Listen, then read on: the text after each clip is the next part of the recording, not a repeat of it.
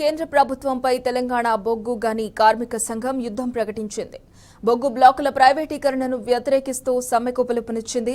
December 9 నుంచి సమ్మెకు దిగుతామంటూ Singareni సీఎండీకి notice అందించారు కార్మిక నాయకులు.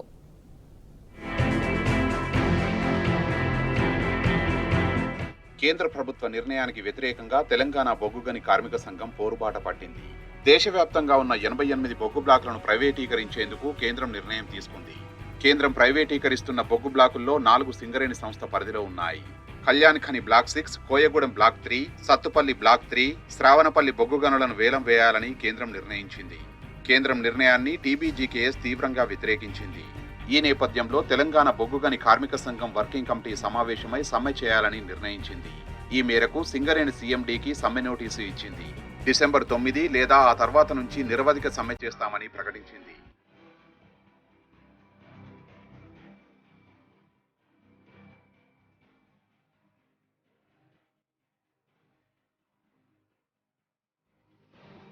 దేశంలో బొగ్గు పరిశ్రమను నిర్వీర్యం చేసి ఆర్థిక వనరులను సమకూర్చుకునేందుకే మోదీ సర్కారు ఆరాటపడుతుందని టీబీజీకేఎస్ జనరల్ సెక్రటరీ మిర్యాల రాజిరెడ్డి మండిపడ్డారు.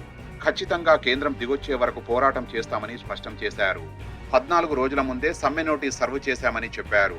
88 బొగ్గు బ్లాకులను వేలం వేసేటువంటి ప్రక్రియ, అందులో సింగరేణికి సంబంధించినటువంటి 4 బ్లాకులు, ఒక అండర్ గ్రౌండ్ మైన్ KK6, అలాగే Sravanapalli OC, Koyagudem OC, Sathupalli OC, ఈ 4 సింగరేణికి సంబంధించినటువంటి వాటిని వేలం వేసేటువంటి దాన్ని వెంటనే ఉపసంహరించుకోవాలి.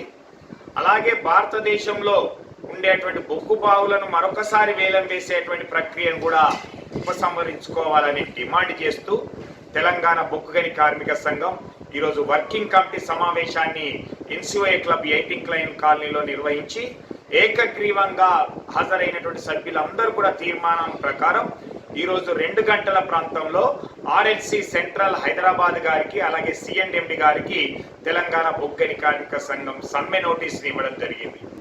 ఈ బొగ్గు బ్లాకుల వేలాన్ని ఉపసంహరించడంతో పాటుగా మరొక డిమాండ్ అయినటువంటి 2 పేర్లు ఉన్నటువంటి కార్మికులు చనిపోయినా, అన్ఫిట్ అయినా వాళ్ళ డిపెండెంట్స్కి ఉద్యోగాలు ఇవ్వనటువంటి వాళ్లకు వెంటనే ఉద్యోగాలు ఇవ్వాలని, అలాగే డిపెండెంట్స్ వయసు ఏదైతే 30 సంవత్సరాలు ఉన్నదో దాన్ని 40 సంవత్సరాలకు పెంచాలని, అలాగే కరోనా సందర్భంగా 30 సంవత్సరాలు దాటినటువంటి వాళ్ళు మెడికల్ బోర్డులు సంవత్సరంన్నర కాలం పాటు నిర్వహించకపోవడం వల్ల జరిగినటువంటి ఇబ్బంది వలన 30 సంవత్సరాలు దాటినటువంటి వెంటనే ఉద్యోగాలు ఇవ్వాలి అని 5 ప్రధానమైనటువంటి డిమాండ్లతోటి 14 రోజుల ముందు సమ్మె నోటీసు ఇవ్వడం జరిగింది.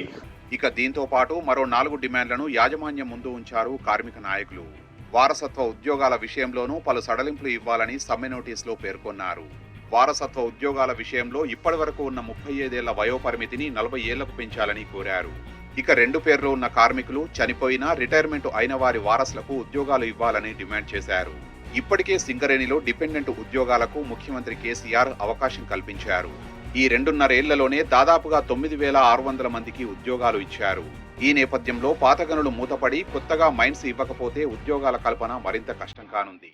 సింగరేణి బొగ్గు గనులు ప్రైవేటు పరమైతే రాబోయే రోజుల్లో కార్మికుల ఉనికికే ప్రమాదంగా మారనుంది.